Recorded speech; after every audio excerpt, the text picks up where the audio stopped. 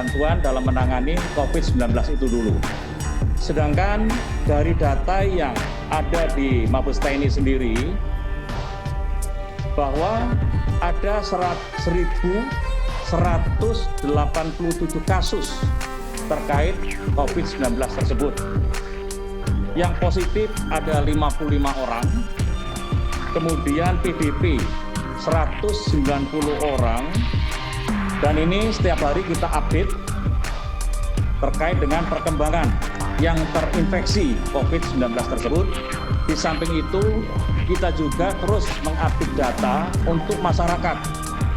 Karena TNI memiliki jaringan sampai ke desa-desa dan kita bandingkan dengan data yang dikeluarkan oleh Kementerian Kesehatan. Setiap hari kita terus mengupdate data tersebut.